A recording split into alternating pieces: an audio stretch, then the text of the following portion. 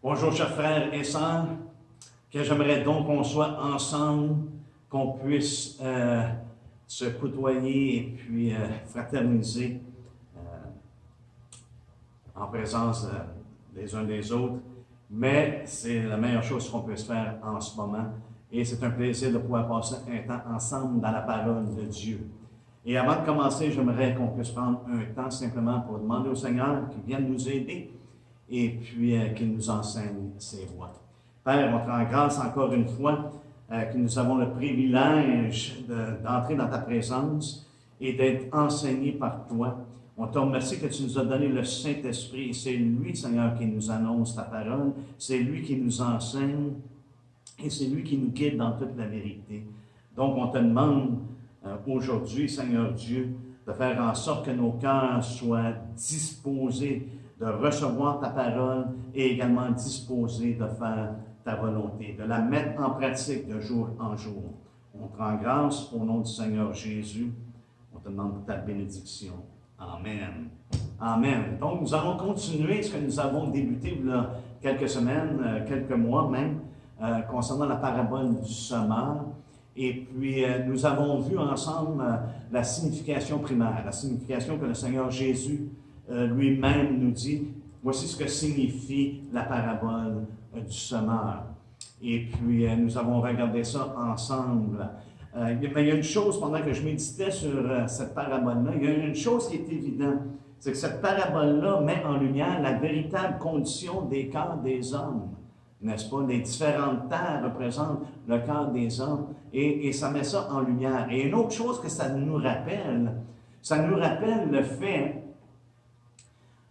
que Dieu est celui qui sonde les cœurs, justement, pour pouvoir mettre en lumière ce qui est dans le cœur de l'homme. Et la parole de Dieu est claire là-dessus, elle nous en parle à maintes reprises. Et j'aimerais juste qu'on regarde à quelques versets, justement, qui nous rappellent ces choses-là.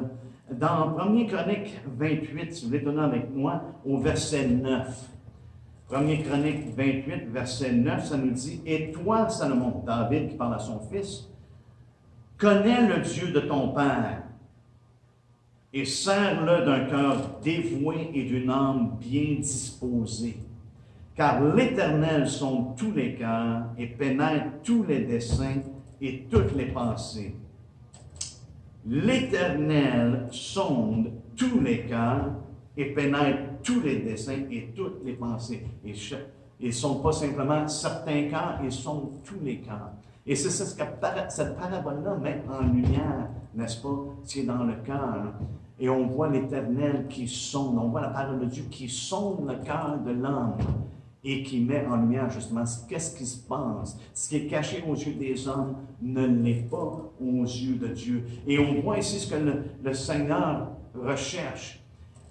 Et David l'exprime à son fils Salomon lorsqu'il dit « Connais le Dieu de ton Père et sers-le d'un cœur dévoué ou d'un cœur complet, d'un cœur parfait, d'un cœur entier et d'une âme bien disposée. » On veut le servir et on va être disposé à faire sa volonté. On veut le servir avec un cœur qui est dévoué, qui est complet, qui est entier pour lui et disposé à faire sa volonté.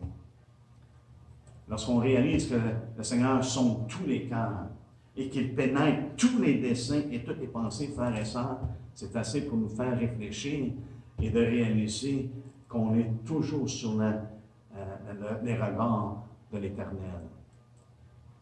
Et ici, cette parabole-là nous fait réaliser comment est-ce que Dieu sonde les cœurs.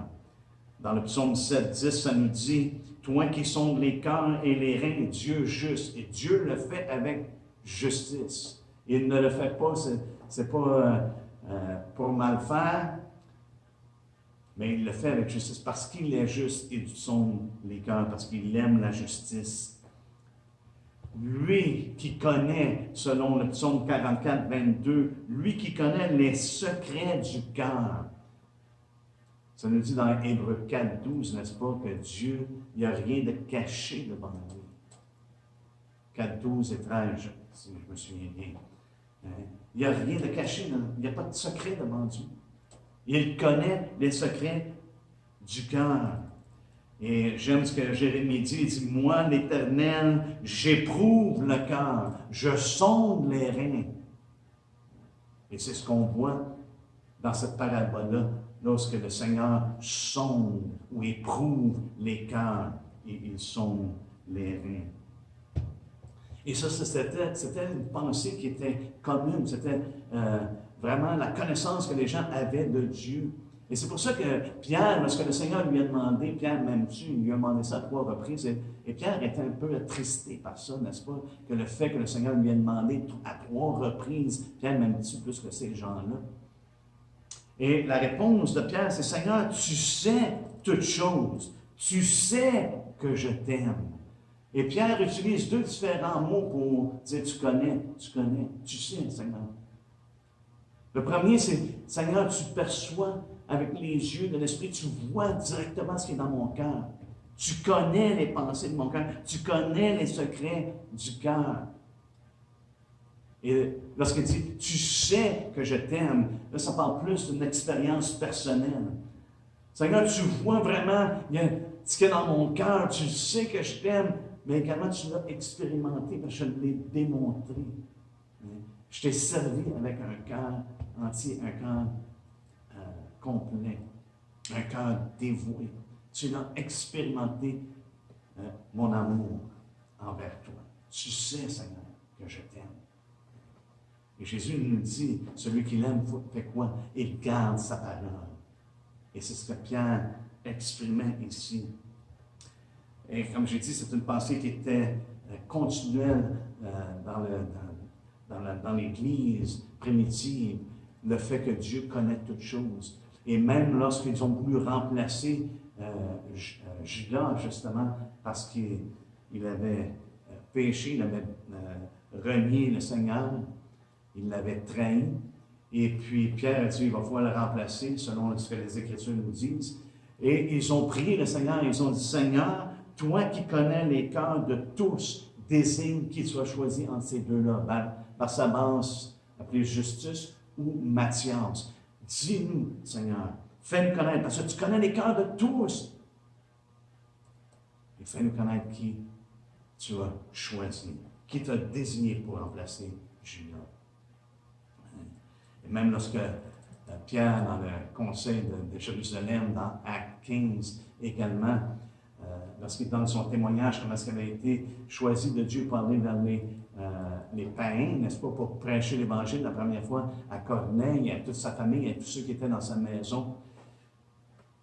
Pierre fait référence au fait que Dieu connaît les cœurs. Il nous dit que Dieu qui connaît les cœurs leur a rendu témoignage. Il leur a donné l'esprit au même titre qu'il nous l'a donné au commencement. Dieu connaît les cœurs. Chose extrêmement importante que nous devons réaliser.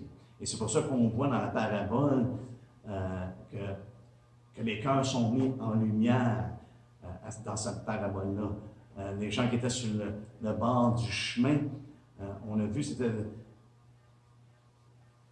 une place qui était endurcie, mais ça démontre un cœur qui est insouciant. Un cœur qui est insouciant parce que ça nous dit, je crois que c'est dans Marc ou dans Matthieu, ça nous dit qu'ils ont entendu la parole de Dieu, mais ils ne l'ont pas compris.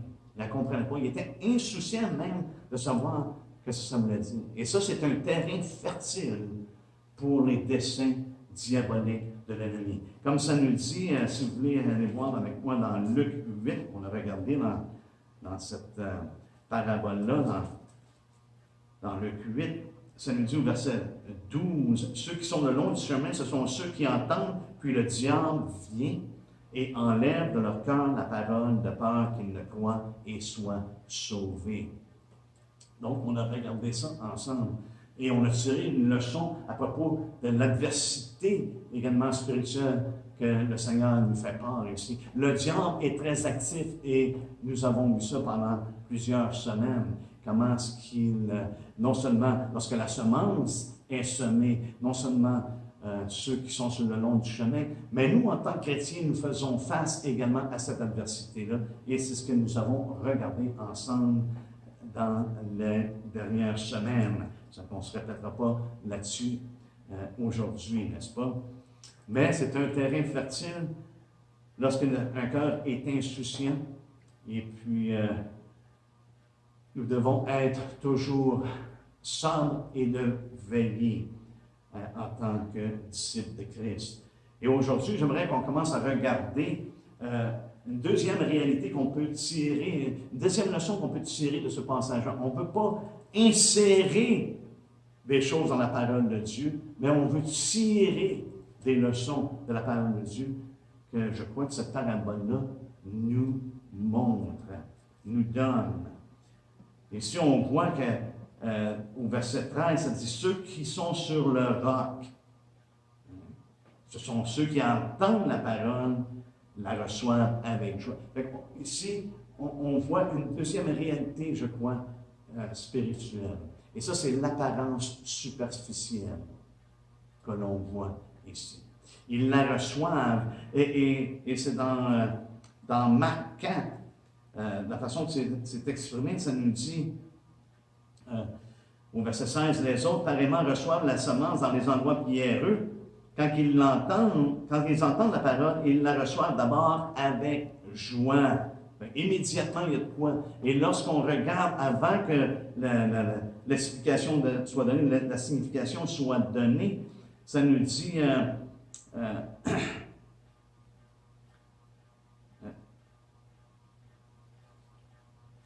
ça nous dit au verset,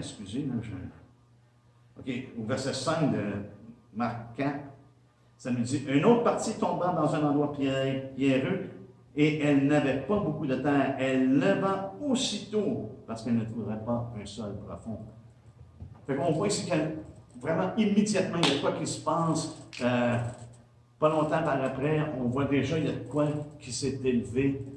Hein? Ils la reçoivent avec joie. Et c'est ce que ça nous donne comme impression, c'est que ça a bien été au départ, ça a très bien été, ils l'ont reçu avec joie. Malheureusement, on voit que ça, c'est des cœurs qui sont instables. C'est encourageant. Ce qu'on voit, c'est très encourageant. C'est ce qu'on a vu dans les semaines passées. Mais ça dévoile un cœur qui est instable. Il n'y a pas de profondeur. Et puis, ça me rappelle à ce que Jean nous dit, n'est-ce pas? Ici, on voit, c'est comme si un conflit de foi et de doute. Il croit, mais bon, il n'y a pas de profondeur et puis il n'y a rien pour s'accrocher. Il n'y a pas de racine. Hein? Il ne s'enracine pas. Et puis, c'est le doute qu'on voit. Et Jean nous fait part que son manque de sagesse demande à Dieu et Dieu va nous la donner, mais de la demander avec foi, sans douter, parce que l'homme qui doute ne pense pas qu'il va recevoir de quoi du Seigneur. Pourquoi? Parce qu'il nous dit que c'est un homme irrésolu. Un homme irrésolu et également inconstant dans toutes ses voies. Et ici, c'est ce qu'on retrouve dans cette parabole-là. Une apparence superficielle. Ça paraît bien. Oh, la joie est là. Les hommes ont reçu la parole de Dieu et ça a produit une joie dans leur cœur et tout a l'air à bien aller. Et puis, pour ma part, je regarde ça et je vois que c'est un terrain qui est fertile pour la déception charnelle. Parce que c'est basé sur l'apparence, malheureusement, parce qu'il n'y a rien vraiment qui pénètre en profondeur. Et c'est souvent le cas de la chair, n'est-ce pas? Ce qui paraît bien. Et ce qu'on voit ici, c'est la tendance humaine. On doit être conscient de la tendance humaine, de l'homme naturel, de l'homme charnel, comme la parole de Dieu nous parle. Nous sommes des hommes charnels, des hommes naturels. Et puis la tendance, on est pas mal tous pareils. On a tendance à regarder à l'apparence. Ça, c'est notre tendance humaine. On est facilement impressionné, même souvent impressionné par qu'est-ce qui frappe les yeux. Et vous savez où est-ce que je m'en vais avec ça, n'est-ce pas? À propos de Samuel. Allez avec moi dans Samuel, 1er Samuel. 1er Samuel au chapitre 16. Là, il y a une chose qu'on doit se rappeler de Samuel. Ce n'était pas un individu comme les autres. je pense que c'est le seul dans les Écritures dont le témoignage est que le Seigneur lui donne dans 1 Samuel 3, au verset 19, ça dit « Samuel grandissait, l'Éternel était avec lui, et il ne laissa tomber à terre aucune de ses paroles. » Il n'y a pas grand personne qui sont décrits comme ça dans les Écritures, n'est-ce pas? À ma connaissance, je crois que Samuel est le seul. Aucune parole qui sortait de la bouche de Samuel tombait à terre. On peut dire que c'était vraiment un homme de Dieu. Et pourtant, ici, dans 1 Samuel 16, lorsque après que Dieu ait rejeté Saül comme roi, parce qu'il avait complètement désobéi, il s'était rébellé contre la parole de Dieu, et Dieu a associé ça avec l'occulte, et puis l'idolâtrie, et ces choses-là. Et Dieu parle à Samuel pour lui dire, va chez les fils d'Ésaïe. Va chez Ésaïe parce que j'ai trouvé quelqu'un, j'ai vu quelqu'un parmi ses fils, j'ai vu celui que je désire qu'il soit roi. Et Samuel était perplexe, il dit, mais si je vais, Saül va le savoir, il va me tuer. Non, il dit, vas-y, va offrir un sacrifice à l'Éternel. Donc Samuel s'en va, et puis il appelle les fils, il appelle Isaïe et ses fils, et il les a invités au sacrifice. Ça, c'est pour la fin du verset 5. Au verset 6, ça nous dit, lorsqu'ils entrèrent, il se dit, en voyant Éliab, certainement, loin de l'Éternel, est ici devant lui. Hein? Il l'a vu, il a dit, certainement, l'apparence. Immédiatement, il a pensé que c'était lui qui allait être le roi. Pourquoi? Parce que c'est la tendance humaine. Et de regarder à l'apparence. De regarder à ce qui frappe les yeux. Et c'est ce que le Seigneur dévoile ici à Samuel et qui est une leçon pour nous. Ça nous dit au verset 7, « Et l'Éternel dit à Samuel, ne prends point garde de son apparence et à la hauteur de sa taille. Ne sois pas impressionné par ce que tu vois. Car je l'ai rejeté. L'Éternel ne considère pas ce que l'homme considère. » Voyez-vous, la tendance humaine, l'homme naturel, l'homme charnel, considère ce qui frappe les yeux. C'est ce que le Seigneur nous dit ici. L'Éternel ne considère pas ce que l'homme considère. L'homme regarde ce qui frappe les yeux, mais l'Éternel regarde au cœur. Dieu regarde au cœur. Et c'est ce qu'on voit dans cette parabole-là, c'est que Dieu qui regarde les cœurs et qui met en lumière les cœurs à travers la semence de la parole de Dieu et comment est-ce qu'elle est reçue. Et ici, on voit que c'est un cœur qui est instable. On voit que c'est en apparence, mais il y a encore dans le cœur des doutes, des choses qui ne sont pas enlevées. Il y a un roc, c'est pierreux, et la racine ne peut pas descendre. Et par le fait même, le doute être anéanti. Mais ici, on voit que le Seigneur regarde au cœur. Et je sais, de nos jours, je pense qu'on a fait, malheureusement, je crois qu'il y a une enfance, une surenfance sur le cœur pourri de l'homme. Et laissez-moi expliquer, je ne crois pas que l'homme est bon. La parole de Dieu nous dit, il n'y en a pas un bon. Pas un bon pour, justement, chercher le Seigneur. Pas un bon pour être en mesure de se sauver, de mériter le salut ou de payer la dette envers Dieu. Il n'y en a pas un bon. Même Jésus, lorsque l'homme riche est venu, il a dit, « Oh, maître, bon maître. » Il dit, « Pourquoi m'appelles-tu bon? Il y en a juste un de bon, et c'est l'Éternel. » On dit, il y en a un seulement qui est absolument parfait, qui n'a aucun manquement. Mais par contre, je n'adhère pas au fait, avec un coup de pinceau, qu'on pourrait dire, de mettre le cœur de l'homme comme étant complètement pourri, Pourquoi? Parce que la parole de Dieu ne supporte pas ça. Ne supporte pas ça. Regarde avec moi dans Jérémie. Et c'est un passage souvent que nous allons mentionner justement pour supporter le fait que le cœur de l'homme est pourri. Ça nous dit dans Jérémie 17, au verset 9, « Le cœur est tortueux par-dessus tout, et il est méchant. Qui peut le connaître? Dieu le connaît. » C'est ici. Au verset 10, c'est là qu'il dit, « Moi, l'Éternel, j'éprouve le cœur, je sonde les reins pour rendre à chacun selon ses voies, selon le fruit de ses œuvres. » Dieu connaît le cœur. Il sait que le cœur est tortueux, et il sait que le cœur est méchant. Mais il ne décrit pas nécessairement tous les hommes. Jérémie n'avait pas un cœur tortueux, et il n'avait pas un cœur méchant. Il était une sentinelle, il était appelé du Seigneur comme prophète pour les nations, pour Israël et pour les nations. Il ne s'était pas défini comme ayant un cœur tortueux ou un cœur méchant. Ce que la parole ici nous fait référence lorsqu'on regarde au contexte, c'est qu'un cœur qui se confie dans l'homme, un cœur qui se détourne de Dieu. C'est pour ça le cœur est tortueux, ça nous dit. Parce qu'il dévie.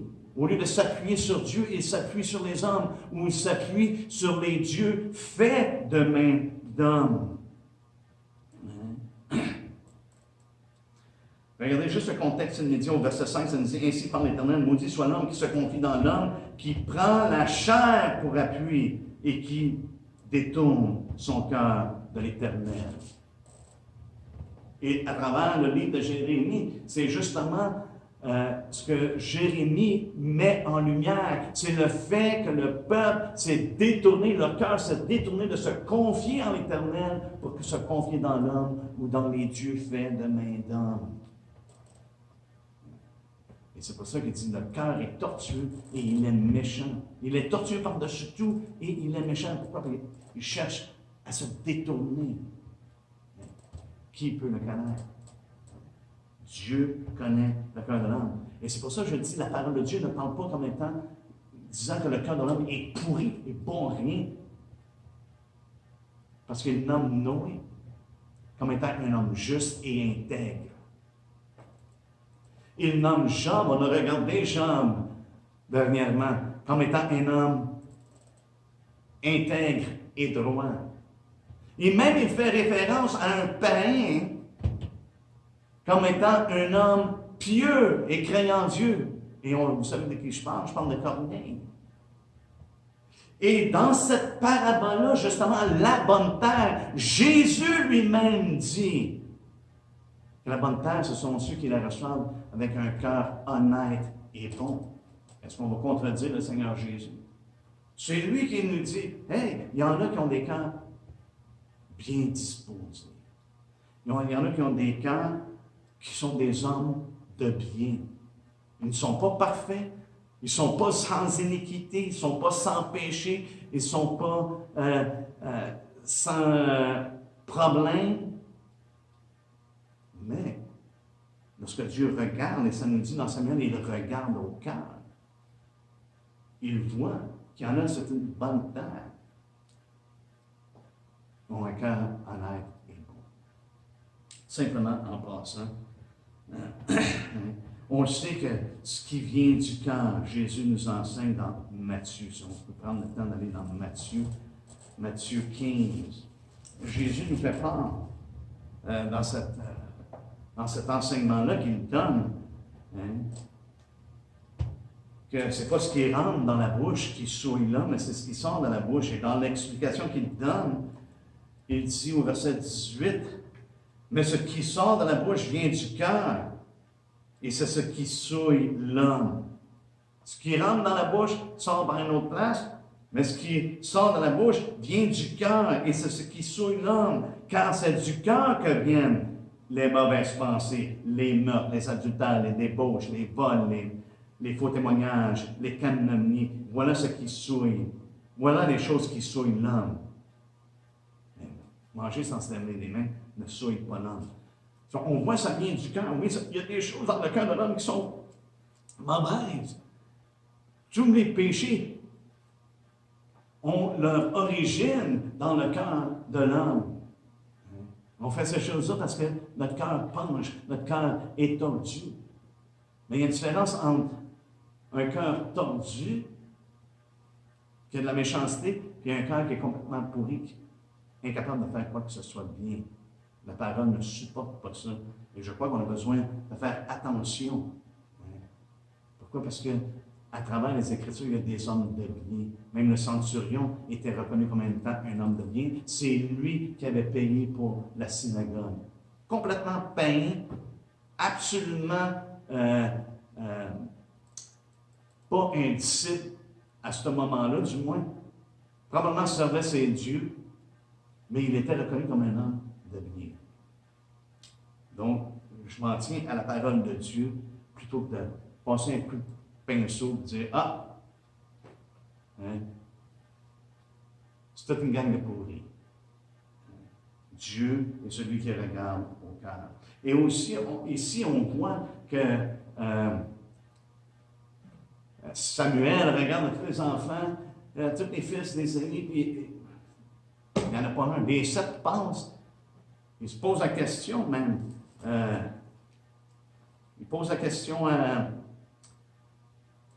au père. Il dit sont ceux-là tous tes fils? Hein? C'est tout ce que tu as? Et puis Isaïe a répondu, il reste encore le plus jeune, mais il fait paître les brebis. Hein? David n'était même pas considéré par son père, par la famille. Ah, on s'en va sacrifier, on a été invité à y aller, reste dans le champ avec les brebis. Même pas considéré. Peut-être parce que, pourtant, ça nous dit qu'il avait une belle apparence, ça, mais peut-être pas qu'il avait un physique, je ne sais pas. Hein? Ça nous dit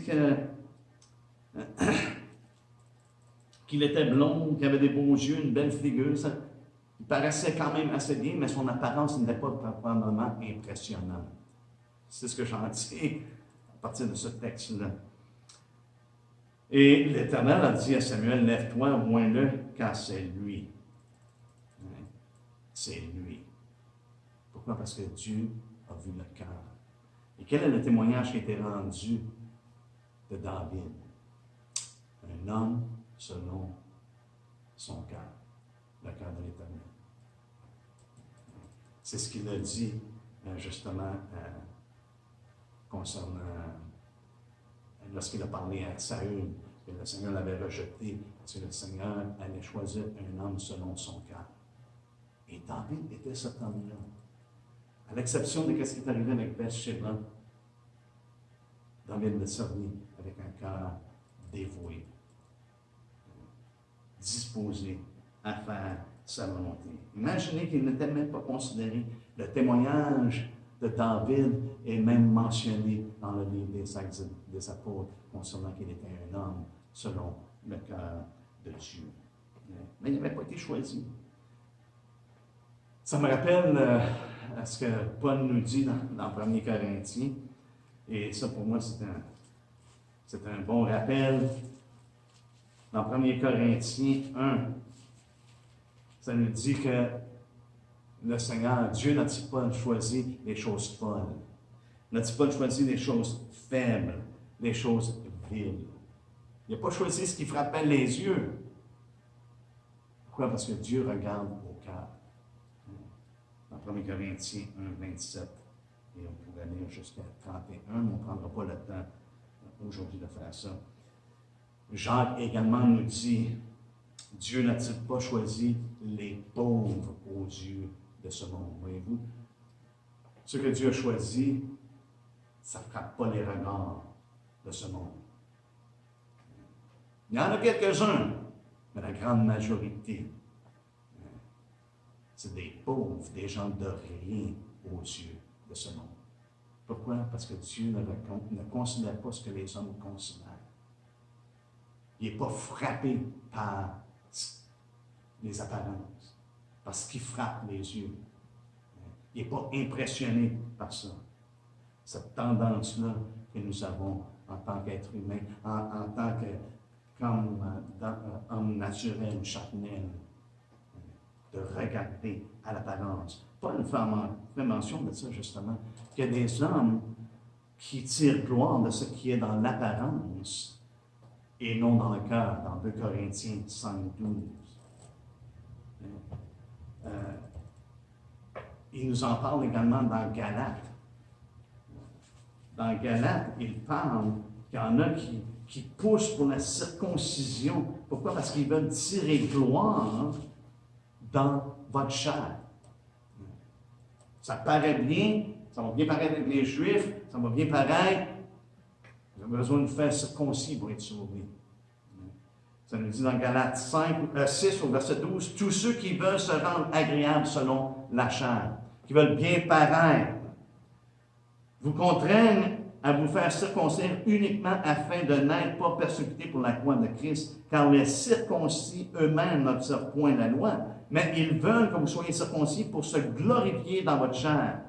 Pour ce qui me concerne, Paul dit, loin de moi la pensée de me glorifier d'autre chose que de la croix de notre Seigneur Jésus-Christ. En passant, la croix du Seigneur Jésus-Christ était un opprobre, était une honte, était un outrage. Il dit, je ne me glorifie pas d'autre chose. Par qui le monde est crucifié pour moi, comme je le suis pour le monde. Car ce n'est rien d'être circoncis ou incirconcis. Ce qui est quelque chose, c'est d'être une nouvelle création. C'est d'avoir un cœur nouveau. C'est d'être né de nouveau. D'être transformé. Un cœur transformé, un cœur complètement changé. Un cœur nouveau. Ce qui est la nouvelle alliance. Paix et miséricorde sur tous ceux qui suivront cette règle et sur l'Israël de Dieu. Alléluia. Donc, le cœur fait toute la différence. Et comme on a regardé, c'est ce que Jésus nous enseigne à travers cette parabole-là. La bonne terre, ce sont des cœurs honnêtes et bons. C'est toute la différence. Paul a reproché aux Corinthiens. J'ai mentionné 2 Corinthiens 5:12. Il y en a qui tirent gloire de ce qui est dans les apparences et non dans le cœur. Ils regardent ce qui paraît bien, mais ils ignorent vraiment le fruit. Ils ignorent vraiment ce qui est important. Et c'est pour ça que parfois, on a des apparences qui paraissent bien, des œuvres et des œuvres et des œuvres, mais il y a un manque de fruit. Le fruit de l'esprit est absent. Et ça, c'est problématique. Jésus nous dit, vous les reconnaîtrez par le fruit. On reconnaît un arbre par ses fruits. Ceux qui sont authentiques par également le fruit. Ceux qui sont de Dieu par le fruit. Ceux qui sont nés de Dieu ne pêchent point. C'est ce que la parole nous révèle. Paul reproche les Corinthiens dans 2 Corinthiens 10, et c'est le passage juste avant, justement, qui fasse référence aux faux apôtres. Mais dans 2 Corinthiens 10, au verset 7, il dit, vous regardez à l'apparence. Et il le dit dans une sorte de réprimande. Vous regardez à l'apparence. Si quelqu'un se persuade qu'il est de Christ, qu'il se dise bien en lui-même que comme il est de Christ, nous aussi nous sommes de Christ. Et plus tard, il les avertit concernant ceux qui prêchent un autre Jésus, un autre évangile, un autre esprit. Et il les appelle des faux apôtres, des ouvriers trompeurs déguisés en apôtres de Christ. Ils paraissaient bien, il y avait une apparence, mais sans racine. Le fruit était absent. Les œuvres étaient là, parce que souvent ces personnes-là vont dire, oh, n'avons-nous pas fait en ton nom? Mais malheureusement, c'est seulement qu'en apparence. Et Jésus leur dit quoi? Retirez-vous de moi, je ne vous ai jamais connu, vous, ouvriers d'iniquité. Leur cœur n'était pas transformé.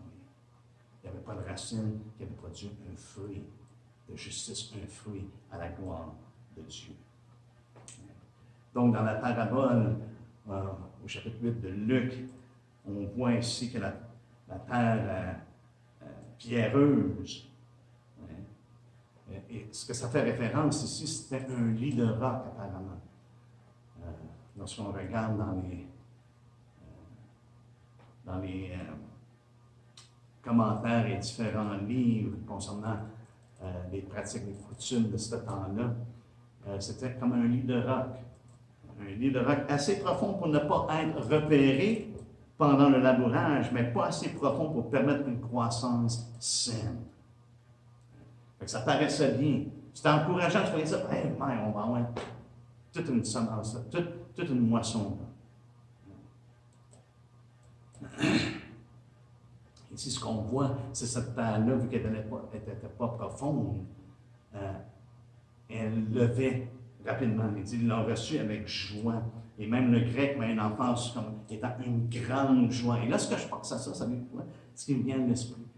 Vient à l'esprit les croisades dans les dernières décennies, dans les derniers siècles. Les croisades. Les croisades, en passant, qu'on ne voit pas dans les Écritures, mais croisades. Croisades pour emmener des gens un salut en masse, grande joie, n'est-ce pas? Grande joie. Mais malheureusement, où est le fruit? Où est le fruit? Où sont les fruits de ces croisades-là?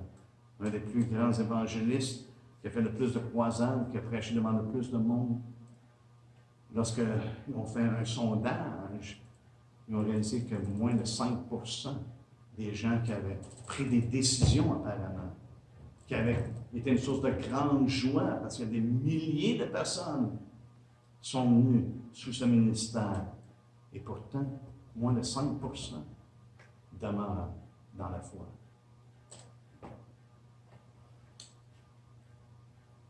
Ça paraît bien. L'apparence est là. Ils reçoivent la parole avec joie, avec une grande réjouissance. Mais ça nous dit qu'ils n'ont pas de racines, ils n'ont pas de profondeur. C'est superficiel. Une apparence superficielle, c'est juste superficiel. Et ça me rappelle les âmes en Colombie-Britannique, parce qu'on était là. On avait vu un arbre tomber, un arbre gigantesque. Il devait avoir une centaine de pieds, sinon plus. Et énorme. Probablement 5, 7, peut-être plus de circonférence. Et le vent l'avait poussé et il avait complètement été déraciné. Mais ce qu'on a constaté, c'est que les racines étaient très peu profondes. Parce qu'ils ont beaucoup d'eau qu'ils boivent, ils se contentent d'étendre leurs racines plutôt que d'être en profondeur, plutôt sur la surface. L'arbre paraissait, en apparence, avait l'air d'un arbre extrêmement solide, extrêmement fort, et malheureusement, l'arbre est tombé. Et c'est ce qu'on voit ici, pas de racines. Qu'est-ce qui arrive? Il croit pour un temps, c'est ce que la parole de Dieu nous dit. Il croit pour un temps. Dans Matthieu et dans Marc, ça nous dit, il manque de persistance. Ils endurent seulement pour un temps. Le Storval dit, il ne dure qu'un moment. Autrement dit, ce sont des hommes d'un moment, temporaire, juste pour une saison. Et combien est-ce qu'on connaît de personnes? Et des fois, on se gratte la tête et on est souvent très attristé de voir des personnes qui, en apparence, il y avait l'air des personnes super spirituelles même. Une joie et puis ils avaient un charisme et des choses se déplaçaient de l'air et ça paraissait bien. Et qu'on voit par la suite, où? Ils ne sont plus là. Temporaire, juste pour une saison. La saison peut varier, mais juste pour une saison. C'est intéressant que le terme ou le mot qui est utilisé pour temps, il croit pour un temps. Il y a, je pense, 4 différents mots dans le grec qui peuvent être utilisés, mais celui qui est utilisé à cet endroit-là, dans ce passage-là, il est défini de cette manière, de cette façon. Portion définie et limitée. Le temps, une portion définie et limitée, avec en plus la notion de convenable et favorable. J'ai trouvé ça très intéressant. Convenable et favorable. Ça rejoint les apparences, n'est-ce pas? C'est convenable, c'est favorable. C'est comme si, pour différentes raisons, ils ont reçu la parole, mais pour différentes raisons. Pas nécessairement pour qu'est-ce que la parole enseignait, pas nécessairement pour qu'est-ce que la parole demandait. Mais c'était convenable et favorable. Autrement dit, ça faisait leur affaire. Faisait leur affaire peut-être de différentes façons. C'était bien pour calmer et apaiser leur conscience, s'assurer de leur avenir. Hey, OK, j'ai juste besoin de faire ça, puis je vais avoir la vie éternelle. OK, pas de problème, c'est ça. Oui, hey, merci. Alléluia, la joie qui remplit le cœur. Wow, c'est ça l'Évangile. Wow, donne-moi en plus. Et ça pourrait être aussi, ça aurait pu être pour convenable et favorable, peut-être parce que c'était avantageux. Avantageux dans le sens avantageux socialement. Hey, c'est un bon groupe de personnes. C'est des gens de bien. Mais, c'est le fun d'être avec eux autres. Et puis, on voit que cette mentalité-là est très présente même dans notre génération, que les églises, souvent, sont devenues des clubs sociaux. Il y a un avantage pour la personne d'être là. Hey, c'est pas comme dans les bars, c'est pas comme lorsque le trouble, ça fait du mal. Hey, non, c'est des bonnes personnes. Fait qu'il y a une joie qui s'élève. Il y a une joie qui s'élève. Mais ça ne dure qu'un moment, malheureusement. Ou ça peut être avantageux financièrement. Il y a des gens qui reçoivent l'Évangile. Ah oui, hey, Dieu va te donner ça, Dieu va te faire ça, Dieu va ouvrir les portes, Dieu va te bénir abondamment, Dieu va faire Dieu. Il va tout te donner. T'en veux-tu des bonbons? N'en en pocheter. C'est comme ça, quasiment, la loin à l'année non. C'est très malheureux. Mais il y en a qui reçoivent la parole parce que c'est avantageux financièrement. Il y en a dans les églises, ils font des connexions, ils vendent leurs produits. Et on a vu, même ici même, comment est-ce que ça peut se dérouler pour des avantages financiers. Ça peut être pour un avantage politique, on voit ça continuellement. Constantin est un exemple parfait au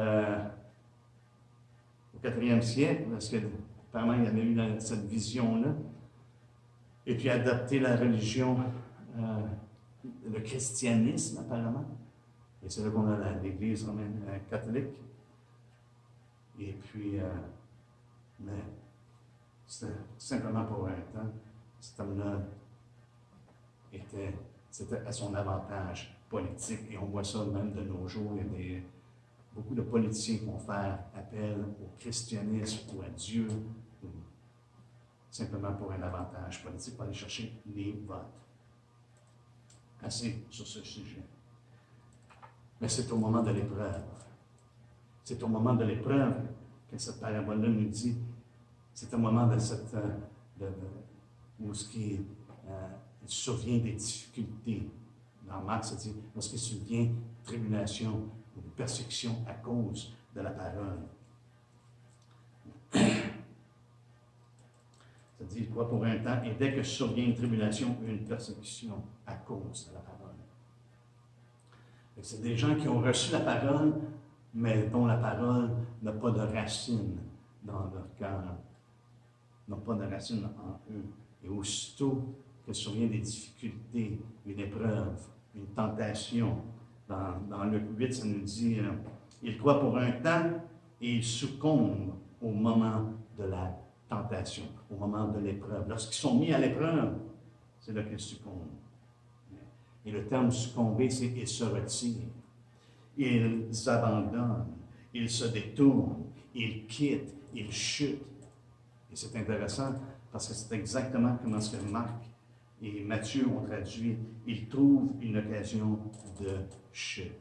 la parole devient un scandale pour eux. Ça ne fait plus leur affaire. C'est plus un avantage. Il faut donc être aux aguets. Pourquoi?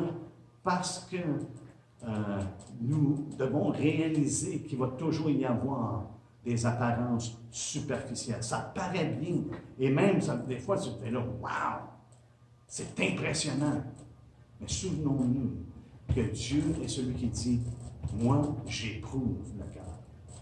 C'est que Dieu va nous mettre dans des situations pour nous éprouver, pour voir vraiment qu'est-ce qui est dans notre cœur. Est-ce que c'est la foi en lui qui a pris racine et qui transforme nos cœurs et le convertissent au Seigneur, le change, le transforme, afin qu'on serve le Seigneur d'une façon agréable et acceptable. Alléluia. Nous allons continuer la semaine prochaine en regardant la nécessité justement de ces épreuves-là. Donc, je vous laisse là-dessus. Que le Seigneur vous bénisse abondamment et puis au plaisir de connecter ensemble à travers Zoom prochainement. Soyez bénis.